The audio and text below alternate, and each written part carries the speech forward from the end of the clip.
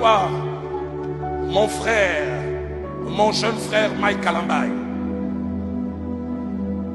Dieu me dit de te dire tout ce qui est arrivé, c'est pour ton bien. Quand ça montait dans mon cœur, je disais, Seigneur, j'ai un lien avec Mike, je peux le lui dire en coulisses, dis-le en public. Façon donc l'homme de Dieu est en train de parler, ce tobito ça la lecture wana, et ça qu'on l'avait frère Mike, papa. Ils disent tout ce qui arrive, c'est pour ton bien. Dieu me dit, j'ai voulu plus d'une fois te soigner en privé. J'ai voulu te soigner loin des regards des gens. Mais tu n'as pas écouté, alors j'ai voulu te soigner en public. Na oya sali, na respect au Pessara na Moka autant qu'un homme de Dieu, il pouvait jamais se rabaisser à ce niveau-là. Il pouvait jamais se rabaisser à ce niveau-là. Prévenir des gens, en tout cas, il y a pasteur Roland, place à Solana Nzambe to éviter, mais la parole de Dieu est la lumière. Pourquoi pas la débit, quand on sont en train de bander la magamignos, pourquoi pas les pasteurs nous a éclaircis? Zobima, et Zaka qu'on lavait la personne, Mike qui peut laver le Coran. Clair. Bible obi oya ko confesser pe atiki. Parce que mutu muso ko confesser a sengi pardon mais atikité. Essayer de convaincre cette femme. He was doing his best, just convincing the woman. Est-ce qu'il ne savait pas et que la femme l'a enregistré? He didn't know that that woman was recording. Et moi, comme je suis un garçon de ma tête, je l'ai appelé directement. And as I was born in Matete, and I called him son. Je lui ai dit, Pasteur, qui est à gauche, droite. I told him, Pastor, I never talk. Ceux qui se taisent ne sont pas ignorants. C'est pas parce que tu ne sais pas, mais il y a simplement des moments où tout ce que tu as à dire, c'est pas le bon moment de le dire. Le mature sait à quel moment parler. Écoutez-moi mes frères, on ne répond pas l'imbécile par les silences. Non, ça c'est la sagesse humaine. On se tait parce qu'on est responsable. On peut voir la personne, mais le cœur de l'homme nous amène à Ebiango. Par la jalousie existe. C'est pas n'a pas makaye à Okalikunia. Pona biso bana na Nzambe na ina na éclairci bana Nzambe pona biso to sumuka kate mais to trebishaka. Puis au koyaki au telemi esika moko là ça devient ta vie. Donc au koyi telema mais si ça devient ta vie so comme vie na yo c'est là où maintenant tous ceux qu'on comprend que le Saint-Esprit s'y attika. Mais on peut aussi tomber. Mais un chrétien ne peut jamais demeurer dans le péché. Moi, je péché. Le péché fait la honte. Le péché empêche une personne.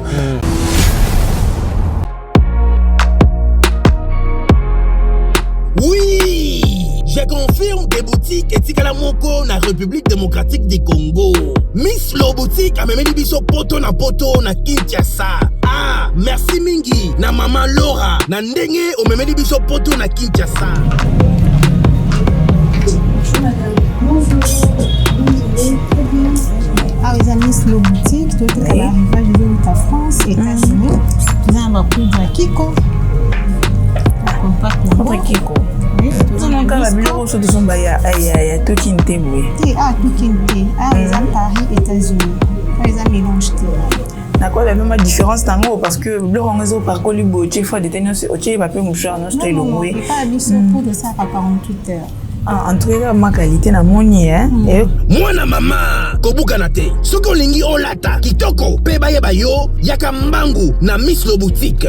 Nengo okokuta basapatu bilamba ya basi maquillage mafuta ba parfum pe biloko mususu te poto ekiti na Kinshasa. Pour mon abiso ezali basi te. Tozwami bongo na avenue Victoire numéro 5 commune de Kasavubu. Topo bengi biso na téléphone na plus 243 85 64 11 889 0033 78 33 03 749. Shalom, shalom à vous les enfants de Dieu. Na Pesibinombote na Kombo na Yesu. C'est bien moi votre frère, le pasteur Israël Nash. Je vous salue au nom de Jésus. Je suis précisément à Kinshasa. Naza responsable à Ophelina. Jésus est mon papa. naye liboso na bino pour représenter bino bana o bozomona na bilili pe ba difficulté tozanango na bandaki musala o ça fait longtemps ya kobokola bana selon ainsi dit l'Éternel mais ba difficulté ezamingi difficulté ya loyer parce que tozo futela et puis difficulté à foutre la bana minerval pour to chute au bandaki to pesa qui avance mais tikali ndambo nazo banga ke bana oyo bakata classe bakoma nango na sukate.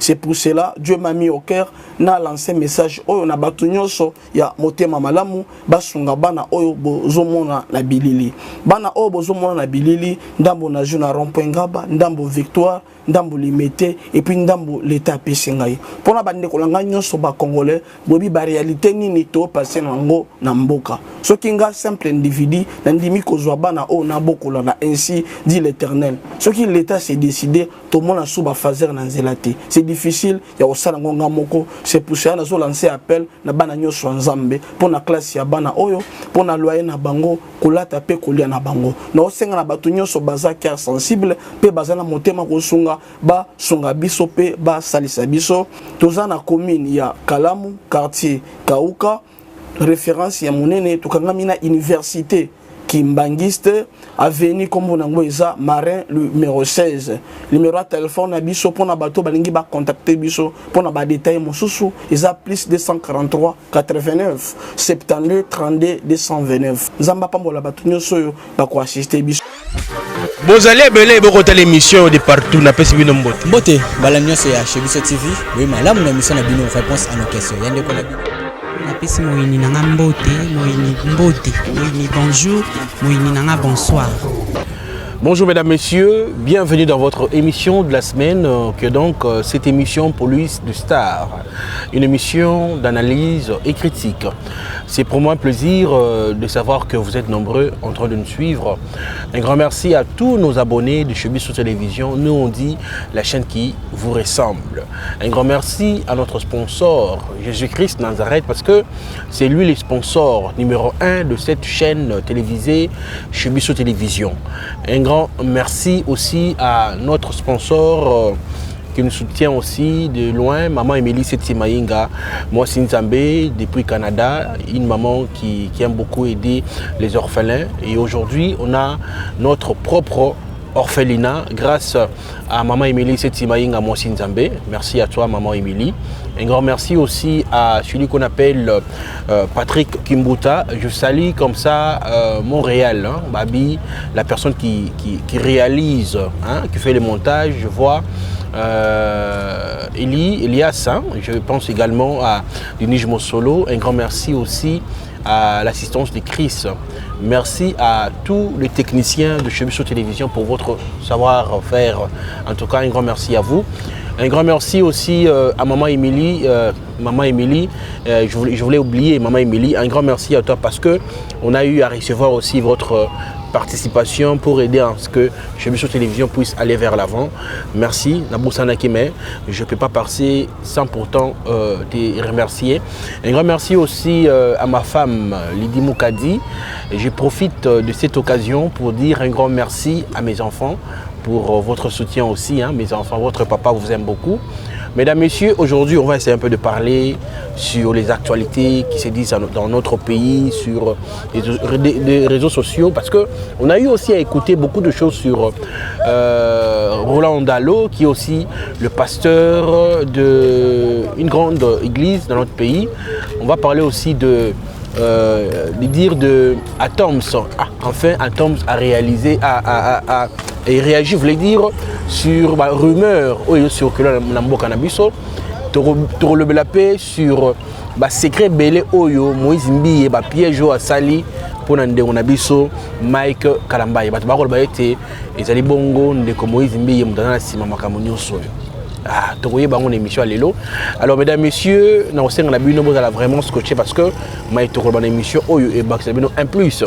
Biso tozali awa pona ko bomate pe ko pelisa moto te mekasi tozali awa pona ko sala ba analyse peuple de Dieu base mayele base conscience na maye koleka na niveau ya baitonga ya église de réveil. Moto na nzambe na pesho mbote. Bote papa chic, bote pe na bato ba Holanda biso, ba ozwali ba kwa Holanda biso, ba shalom na bino, nzamba lola apambola bino. Voilà, comment est-ce le sambo? Ok, merci. Tendre Père, to bénir moment oyo, tika Saint-Esprit na yo avec le message, à combo na Jésus Christ. Amen. Amen. Moto Nzambe, to bande monsieur bandi, pour bo papa chic français, belé biso lingala, tozongi na lingala. Ok. Moto Nzambe, to moni un grand pasteur, lokola, pasteur Roland Dalo, kolba été maye komeli de konabiso Mike Kalambai nzambe nde alingaki ezala bongo a humilier ye nzambe alingaki esala maboye po azwa conscience po akebisaka ye balebele nzambe akebisaka Mike mais Mike akomaki na kozwa conscience te. Est-ce que ba prophétie ya lolenge wana après ko pengu saka nzambe wana o apesi révélation ba nzamba après ko pengwa il faut qu'on se le dise, il y a des gens oyo ba monike trop c'est trop ba kenda sur église te ba te dire tu sais combien de personnes oyo ba bongola mutema pona ba chanson à Mike ba bongola mitema pona prédication à Mike lelo yo nzambe wana andimi a frappé Mike lo lenge wana parce que zaki pour ça naï selon yo ba analyse wana au ça l'analyse ni pona premièrement pona prophétie ya papa na biso Roland Dalo.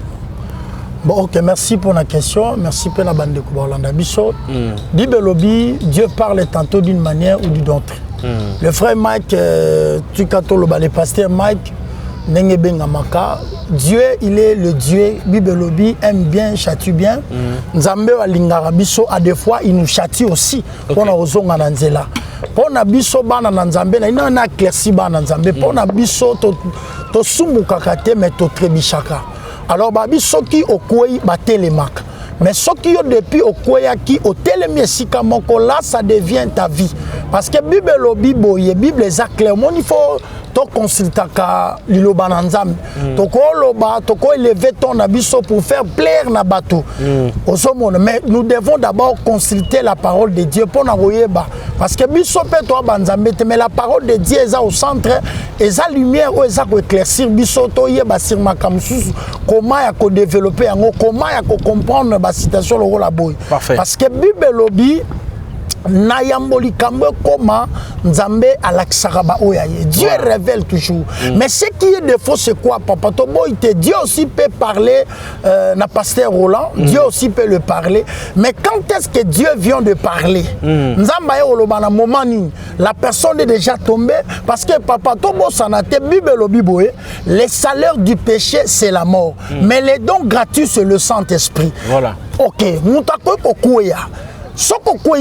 Mais si ça devient ta vie, comme une vie, c'est là où maintenant, on comprend que le Saint-Esprit sciatica. Le Saint-Esprit est attristé dans le pour Moutou Oyo, Azana Moli Monanzambe Katinaye. Papa, nous sommes des êtres humains, on peut aussi tomber. Mais un chrétien ne peut jamais demeurer dans le péché. Moi, Nanzamba Kofa n'a péché. Je ne pense pas que les actes louables étaient. Mon papa, le péché. C'est Dieu qui pardonne le péché. Mais le problème, quoi, Bible Lobby aime bien, châtie bien. Dieu permet certaines choses, Dieu permet certaines choses au Biki parce que le péché fait la honte. Le péché empêche une personne. Vie à frère Mike. Dans la mission précédente, en fait, on ne peut pas les juger, mais tu juger actes juger par rapport à marche parce qu'il y a des hommes qui sont les étoiles. Et il y a des gens qui sont derrière lui.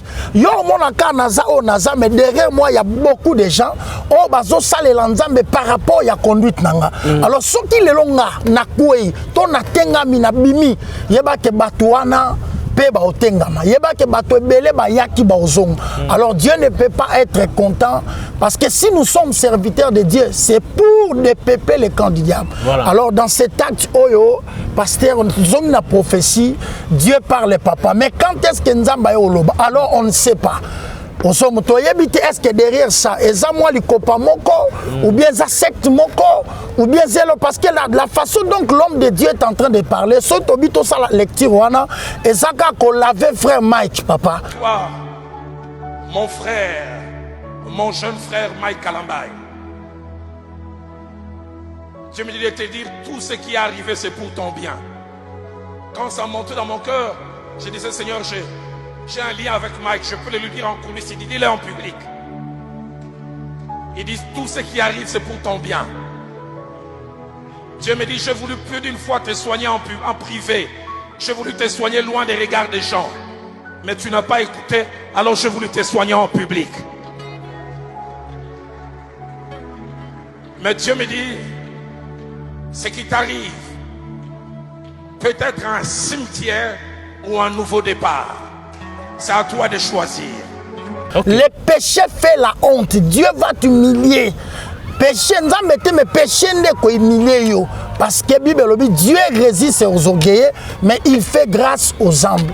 Là où il y a le péché, Bible dit tous son péchés sont privés de la gloire de Dieu. Alors prophétie, Dieu peut parler. Mais quand est-ce que la prophétie? Bible dit Yamboli Kambu et Koma Nzamba Loba. Mais Oyoli Kambu c'est commis, le péché est déjà consommé. Malamoko de 3 jours, Malamoko Nzamba. Pourquoi pas avant les Kambouane Koma, avant acte moni abominable au Tchoroleka. Pourquoi pas Dieu n'avait parlé? Alors moi je quand na taille vieux Roland na oya sali na respect au père Sarah na mboka autant qu'un homme de Dieu, il pouvait jamais se rabaisser à ce niveau-là. Il pouvait jamais se rabaisser. Ya laver Mike parce que ngana so bengango eza lokola bazo laver frère Mike, bazo laver kaka en fait papa ce que Sumuki, on voit ça avec Israël, sauf autant que ma commune en Zambé. Et c'est là que ce qui Israël a Sumuki Nzamba rejeté.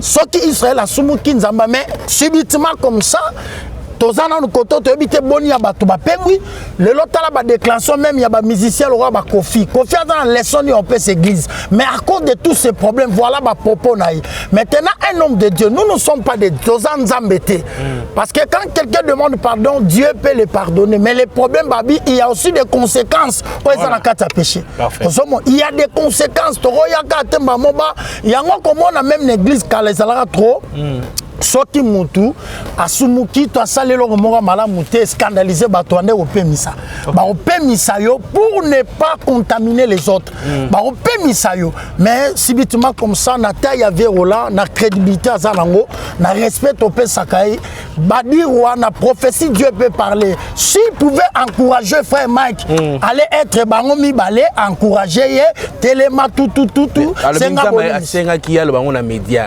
nzamba senga le bango en public selon Badir, il y a pasteur Dalo. Bon, en fait, Nzamba Senga qui bon, on fait pas place à Solana Nzambe, mais la Bible est la lumière. La Bible est la lumière. Il y a un des choses éclairées parce que Dieu aussi pouvait, parce que cette Bible, l'occasion est permise. Mais malheur au scandale. Oh, il y a ça les abats scandale. Et puis aussi batebele et rendre batebele incrédule. Le lot batebele batobi, tout ça Nzambe, on ne peut pas juger. La Bible dit là où il y a le péché, la grâce de Dieu s'irabonde. Mais les problème est ça, il devait d'abord être sanctionné et puis ma conséquence dans notre éviter. Si Dieu avait parlé, pourquoi pas au début? Nous avons prévenir des gens. En tout cas, il y a pasteur Roland, place à Solana Nzambe to éviter, mais la parole de Dieu est la lumière. Parce que bon, ma témoignage, je ne pas montrer ma témoignage étant pourquoi pas na début quand on sont à grand bandé la magamunios, pourquoi pas les pasteurs nous a éclairci après avoir consommé, à le boire expliquer biso que ma diable est en Nzambe non papa. Et si quand Nzamba c'est kakimia là où il y a Dieu, vous verrez des signes que Dieu est là. Donc c'est pas aujourd'hui que moi on convaincre biso que ma diable est en Nzambe non. Il y a des gens dans lesquels ce n'est pas une église, et ça castritier les organisations basali, mais ma acte zo les kakuna, biso to lobby to juger par rapport à ça. Koloba ma diable nzambe mais le problème est ça to talaba acte parce que là où il y a l'esprit de Dieu, là où Dieu est, vous verrez des bons signes, vous verrez des signes au bon comprendre nzamba. Et pourquoi banakala? Parce que namoni batebele bazolo be musu balobe za nzambe, musu balobe za nzambe te. Moi jusqu'à présent je suis pas convaincu de ça. Je suis pas convaincu jusqu'à présent, je ne suis pas convaincu de ça. Donc c'est ça, nimi yango te na boya yango pété. Mais si réellement ezalaki o ba lelo ba prophétie, parce que toutes ces prophéties papa chic ezobima ezaka ko laver la personne, mai qui peut ko laver le Coran. C'est ça tout ce qui se passe aujourd'hui. Mais tant que bana nzambe tozoa ko leka awa pona ko critiquer batute mais ko apporter lumière na peuple nzambe. Mais moto nzambe, ce qui lelo yo mai kalambai aye parce que bato mingi pe sengi peto ye bato na mai na makila mai kana mbai na ba sentiment ayo ka rapé pour ça et bo excuser bandeko azabe mo azana nyonso yo motu tala kutu mwana na nzambe kutu alobaki hein tokima to résister mais tokima parce que aza motu lelo yo ayo senga pardon na peuple de Dieu lokola moninga na ye Michel Bakenda oyo a reconnaître ki mabe na ye a sengi en public bolimbisanga peuple de Dieu à répondre mosala. Bon, c'est pas... Non, Dieu pardonne. Les pardons, c'est Dieu qui pardonne. Mais nous devons, la paix, analyse. Nous avons des kofis, nous avons tout ce monde-là, musiciens profanes. Pourquoi toutes ces choses-là n'arrivent pas à ces gens-là? Pourquoi? On a facilité, mais on ne les voit pas pourquoi. Pourquoi dans toutes ces bêtises-là, papa, toi sauvé, il mange, il y a église. C'est bon bien pour pardon, le pardon, c'est entre la main de Dieu. Mais nous devons, interpeller en tout cas, te sauver, il mange à l'église.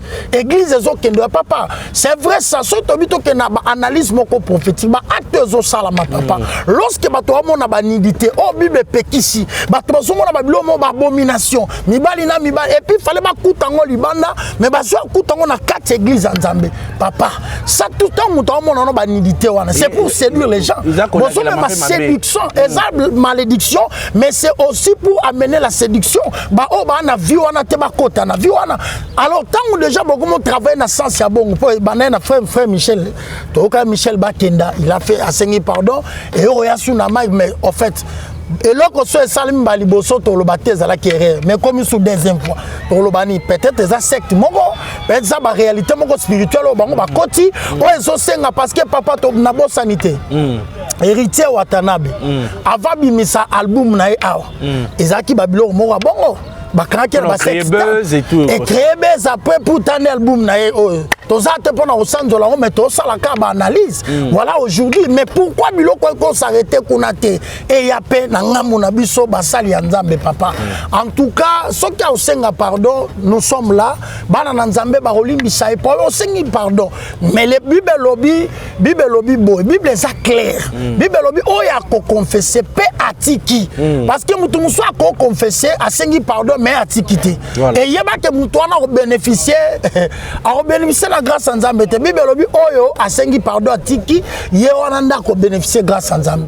Donc tozo maintenir pardon te pardon za Nzambe mais tozo ya apona ko clairci ko fongola ko memabana na Nzambe. Pourquoi biloko l'église tout le monde en parle. Voilà ce que confiance au lobake bato na to kuta na ngana bango.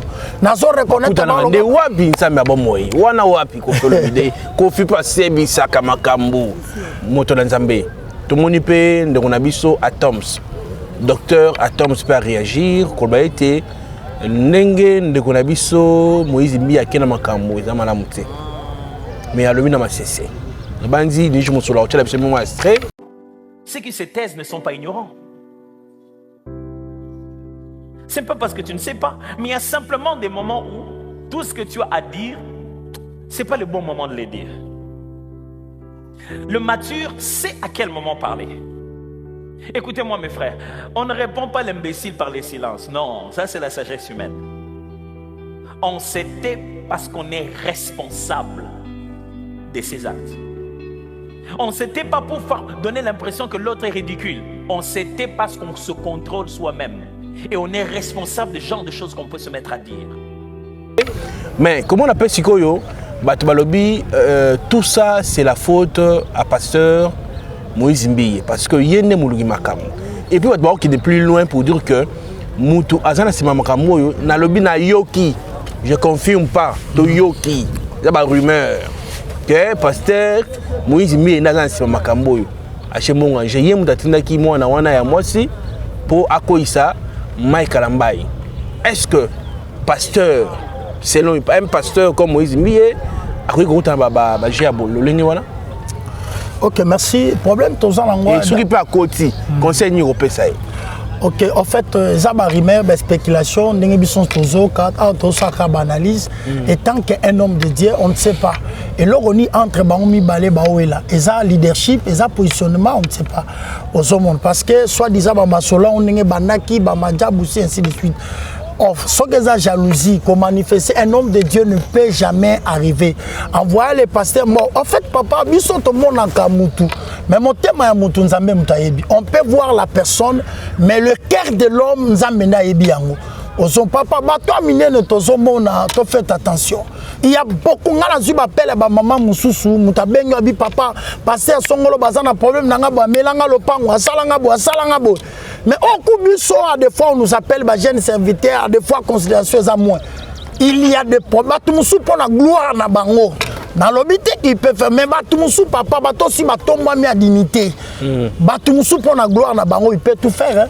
Batumusu pour la gloire na bango. Papa, l'église de Belé, comme sous Batan na poison. Pourquoi il se met des poisons entre eux? Papa, la jalousie existe. C'est pas na pamba cayen, à Okalikounia. Pas bon, ma frère, mais dans la Bible, papa, ça peut aussi arriver. Ça peut aussi arriver. Mais tant que Bana Nzambe, na yebite ceux qui menacent, c'est là qui n'a sens ni. Ceux qui peut Moïse, pasteur Moïse, Azana Sima Makambo, en tout cas, là, je ne sais pas. Mais tant qu'un enfant d'abord de Dieu, ce n'est pas ce que la Bible nous demande.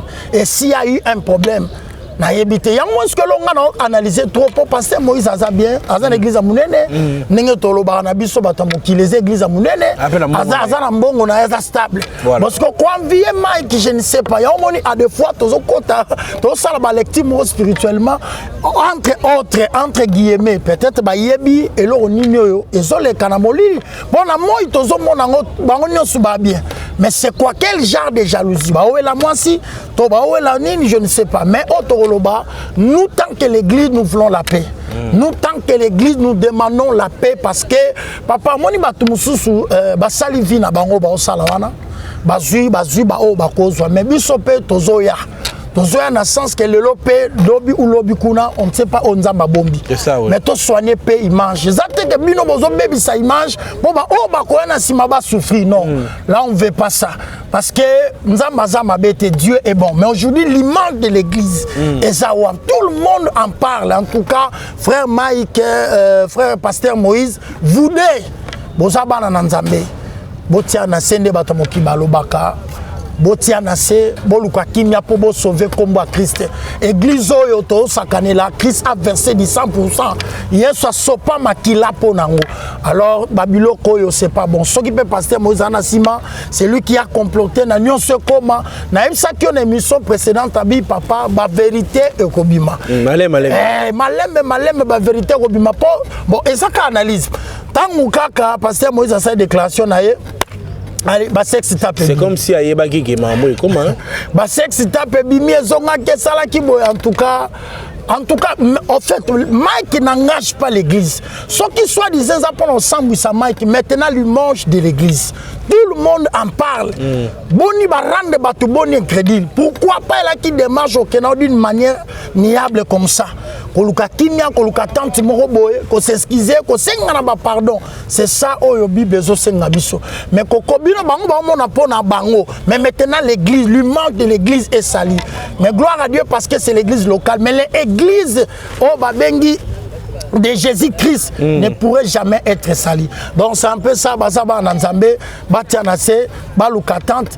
Babo Sano soit là pour sauver image il y a au bazali pen église au bazokamba donc c'est un peu ça voilà bandi balandi toyoki mainyo somo tonanzamba lobby kasina otikele plateau il y a lobby dans moi quelques mots il y a conscientiser le peuple de Dieu il y a hôtel sabana nzambe lo lengi ni bari ko tambola ngai na profiter na pesi mbote na tata nzambe sponsor na biso na pesimbote na mwasi nanga Didi Mukadi na bana nanga cameraman ya kozwa prise de vie et puis réalisation Elias. Merci na batutu ba contribuer à la évolution ya chaîne Oyo. Yo lingo lexa sport na yo tala benga biso na numéro na biso ezali wana yo lingi peut contribuer quelque chose pour l'avancement ya chaîne Oyo benga biso tozali disponible. C'est bien ndenge tolobaka na lobaka, il y a beaucoup de témoignages au batu ba témoigner nzambe toleka awa te pona ko saba actualité ya batu. Et là on a kumisa nzambe mikolo uti koleka batu bele bana baso benga ba opambola nzambe. Il y a des gens qui nous appellent, maman wana pour ma bote en États-Unis, maman Lorette asali boazo so basé mezo sopana zo so basé mezo sopana abengi ngabi prophète la consulter batu nyos na bengi basali ya YouTube na ko benga na zo kaka basé mekendaka. Mais j'ai prié pour cette femme to sali ne ma bondeli à 3 jours et Dieu s'est manifesté puissamment.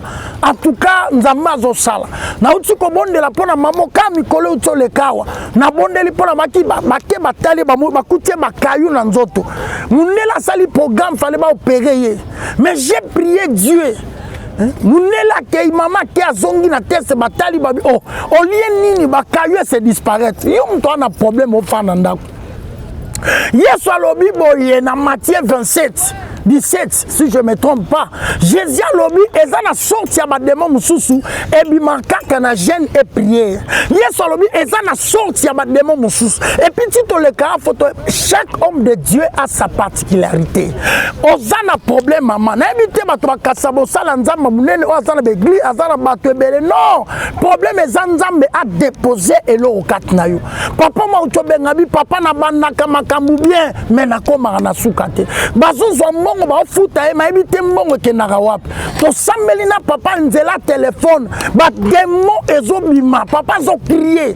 Il y avait ba téléphone c'est ça na ba téléphone. Yom to na problème. Tala maman na biso ba boko la problème te. Maman moko dernièrement awa utobenga ngai papa mobali na ngai. Mobala kimanda ku 4 semaines. Nebise maman zwa boye, zwa papier, zwa sima boye, sala boye. To prier kaka sibilama mobali na ye. Na sali sacerdoce to prier. Kaka na poko wana mobali na bengie. Yo mtu pe mobala bimia kimia tikio. Na yebisio chaque un homme de Dieu a sa particularité. Apôtre Paul alobi na ki na besoin ko yakuna mais le diable m'a empêché. Boni diable empêché bango. Bamsu baza balala rapongite. Obota mwana. Mais t'as la chance ya mwana na yo.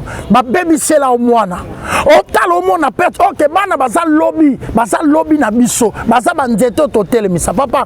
Biti ya Satan et Jean 10:10. Les voleurs ne viennent que pour détruire, dérober. Ayaka pona ko dérober, ko détruire, ko égorger. Ce qui se passe dans ta maman, obète la mutuli solo, manzo place na yote. Parce que yo kana motema pona ba na yo. Na ebisio, il y a beaucoup de hommes de Dieu. Peut-être vous avez consulté beaucoup de hommes de Dieu, mais je te dis chaque homme de Dieu a sa particularité. Papa moko na uti ko sambela pona ye mukongo. Makasa mobile kenda. Abengi nga na Belgique, to sali prière na ye. 5 jours après, nous avons restauré. Yo pas un problème. Nabi kobengi batebele mama. Nabi kobengi yo pas un problème na justice. Oh yo bengi sans rien. Ezo simbate. Mais je séduis celui qui est devant toi, c'est un homme de Dieu. Il y a beaucoup de témoignages. Il y a des gens qui sont en train de témoigner Dieu. Yesu alobi ezana bilimo musobi marana jeûne et prière. Batu musobi eza question mosala nzambe. Lorsqu'on prie na mosala nzambe, na question ba nzambe. Et que les kamwane zo résister, eza problème na yote. Eza problème il y a dimension mosala okutena. Chaque homme de Dieu a sa dimension de sacerdoce. Ceux qui makambe zo résister mosala nzambe faut élever dimension il y a sacerdoce na ye. Batu bazo témoigner. Maman mona to sambela na la rapongite na butu kaka boe ba insomni ala la kate ko lota batu bakufa kala yo pola nanga o comprenante bandoto lota ka batu bakufa o lota ka bandoto za na veni na bino yo so kenda me bandoto no ka le passé mobali so kabana mo lota ke kana bandoto maman ta vie est réclamée quelque part sur le plan spirituel oza libre to bala bandoto no lota mabala ozolia na butu ça ce sont des signes que ta vie est réclamée quelque part. L'homme de Dieu est là. L'homme de Dieu est là. Lorsque vous voyez les choses sont en train de persister, mais chaque homme de Dieu a sa particularité. Vraiment, Nzambe a pambola bande konyos tout. au bazwaki l'occasion kolanda biso. Mon numéro est là. Numéro nangeza plus 243 89 66 91 613. Nalobi plus 243 89 66 91 613. Benga prophète Michel ko hésiter. Et puis nalobaka soki oza convaincu par le Saint-Esprit, appelle-moi. Soki oza convaincu que on a benga, c'est un homme de Dieu, appelle-moi. Nenge baninga ba témoigner, nenge po témoigner. Nzamba lola apambola bino, nzamba apambola mama Benanga Timba Esikaza, apambola sœur na biso Bibiche Mukongole, apambola mama Zizel, tout le monde, mama Itolo, tout le monde, que Dieu vous bénisse. Oui, je confirme des boutiques et Tikalamoko na République démocratique du Congo. Miss Lo Boutique a même biso poto na Kinshasa. Ah, merci mingi na maman Laura na ndenge o même biso poto na Kinshasa.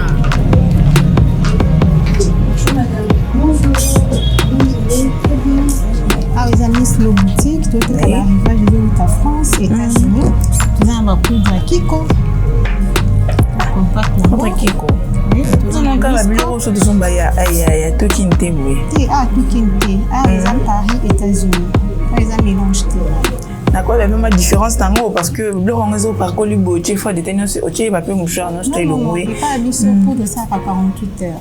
En tout cas, ma qualité na moni hein. Moi na mama, kobuka na te. Soko lingi olata, kitoko, pe baye bayo, yaka mbangu na Miss Lo Boutique. Nengo, okokuta, basapatu, bilamba ya basi, maquillage, mafuta, ba parfum, pe biloko mususu. Te, poto kiti na Kinshasa. Pour mon abisso, ezali pas cité. Tozwami bongo na avenue Victoire numéro 5, commune de Kassavubu. Topo bengi biso na téléphone na plus 243 85 64 11 889 0033 78 33 03 749. Shalom, shalom à vous les enfants de Dieu. Na pesibino mbote na kombo na Yesu. C'est bien moi votre frère, le pasteur Israël Nash. Je vous salue au nom de Jésus. Je suis précisément à Kinshasa. Naza responsable à Ophelina. Jésus est mon papa. Naye liboso na bino pour nous représenter bino bana o bozomo na bilili pe ba difficulté tozanango. Na bandaki musala oh ça fait longtemps ya koboko la bana selon ainsi dit l'Éternel. Mais ba difficulté ezamingi, difficulté ya loyer parce que tozo foutela et puis difficulté à foutre la bana minerval pour to chute au bandaki. To pesa qui avance mais tikali ndambo. Nazo banga ke bana oyo bakata classe bakoma nango na sukate. C'est pour cela Dieu m'a mis au cœur na lancé message oyo na batu nyonso ya motema malamu basunga bana oyo bozomona na bilili. Bana oyo bozomona na bilili ndambo na juna rond-point Ngaba, ndambo Victoire, ndambo Limete et puis ndambo l'état pesingai. Pona bande kolanga nyonso ba congolais bobi ba réalité nini to passer nango na mboka. Soki nga simple individu na ndimi kozwa bana oyo na bokola na ainsi dit l'Éternel. Ce qui l'État s'est décidé, tout le monde a sous fazer na zelate. C'est difficile, il y a aussi ngonga moko. C'est pour ça que nous lancé appel na bana nyoso nzambe pour na classe ya bana oyo, pour na loyer na bango, kolata pe kolia na bango. Na osenga na batu nyoso baza cœur sensible, pe baza na motema kosunga ba sunga biso pe ba salisa biso. Toza na commune ya Kalamu, quartier Kauka, référence ya monene tukanga na université Kimbangiste, avenue Kombonangoeza, Marin, numéro 16. Numéro de téléphone à Bisso, pour na bateau, balingi ba contacter Bisso, pour na ba détail mosusu, ils a plus 243 89 72 32 229. Zamba pambola batunyo soyo, ba ko assister Bisso,